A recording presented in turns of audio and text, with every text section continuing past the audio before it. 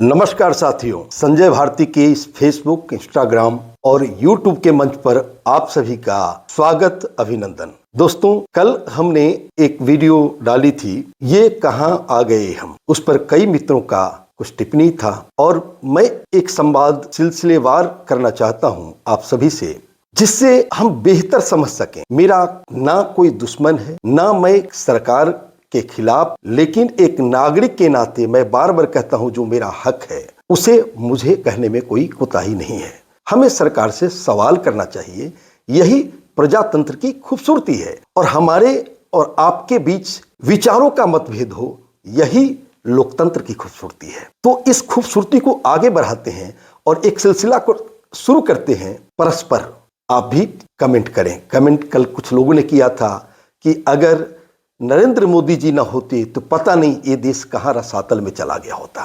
टिप्पणी आपने किया जो आपको समझ में आ रही है, उसमें आपकी कोई गलती नहीं है। गलती इसलिए नहीं है, कहीं ना कहीं आपके अंदर राष्ट्र की भावना है और आपको लगता है कि राष्ट्र बेहतर चल रहा है, इसीलिए आप ऐसा कमेंट करते हैं, अथवा गुस्से में कभी कभी गाली भी दे देते हैं। कोई दिक्कत नहीं, चलेगा। खैर, अब शुरू करते हैं सिलसिला, वीडियो ज्यादा लंबी ना हो। दोस्तों, एक कहावत है भारत में, बंदर के हाथ में एक अदरक का गांठ पड़ गया और वो समझ बैठा कि वो पंसारी है।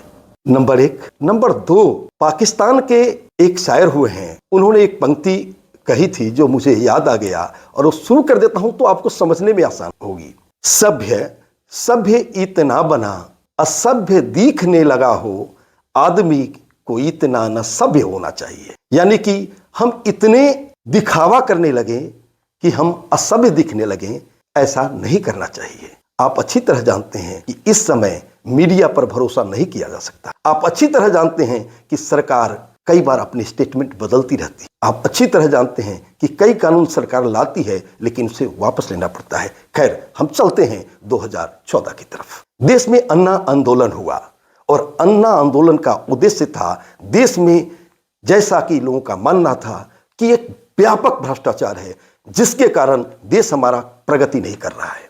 अब अन्ना आंदोलन के उसी अभियान में केजरीवाल जी आते हैं और सच्चाई है कि उसके पीछे जो सबसे बड़ा हाथ है उस संघ का था। अब उसमें क्या क्या मुद्दे थे? एक तो भ्रष्टाचार के, ध्यान दीजिएगा, वीडियो लंबा नहीं करूंगा, कई कड़ी में चलेगी ये वीडियो और ये संवाद चलेंगे। क्या था? पहले भ्रष्टाचार।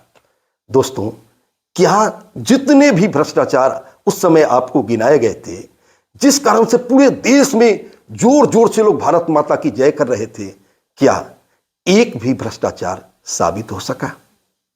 और अगर नहीं तो सरकार तो मोदी साहब की थी, अमित शाह जी थे, भारतीय जनता पार्टी की थी, सारे के सारे बरी हो गए। मैं नहीं जानता भ्रष्टाचार हुआ नहीं हुआ या सुप्रीम कोर्ट की गलती थी, ये आप कहिए, मैं नहीं कह सकता। लेकिन इसी सरकार में सारे केस के अंदर लोग बरी हो गए। नंबर 1।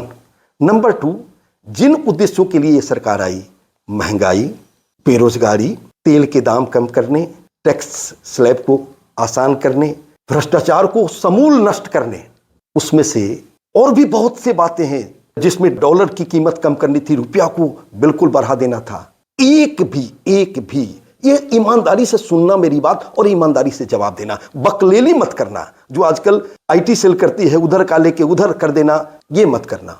इन प्रश्नों के जवाब देना। क्या आपको लगता है कि इनमें से एक भी प्रश्न हल किए गए? क्या शिक्षा में सुधार हुआ? क्या रोजगार की दशा बदल गई? और अगर नहीं तो आप पुनः इस पर कमेंट करिएगा। अगले बार, चूंकि एक ही बार सारी समस्या पर चर्चा नहीं हो सकती, अगली बार हम फिर बात करेंगे और आपका टिप्पणी का स्वागत है। आप जरूर कमेंट करें। जब करेंगे नहीं तो संवाद कैसे होगा, और संवाद नहीं होगी तो फिर हम सत्य की तरफ कैसे बढ़ पाएंगे? एकमात्र उद्देश्य है कि जिस तरह चारों तरफ से उलूल जुलूल हमारे दिमाग को ज्ञान भरे जा रहे हैं, उसमें से सत्य की खोज करना, कुछ आपकी तरफ से, कुछ हमारी तरफ से। एक कदम आप चलें, एक कदम हम चलते हैं। आज के लिए बस इतना ही। नमस्कार, thank you very much, thank you.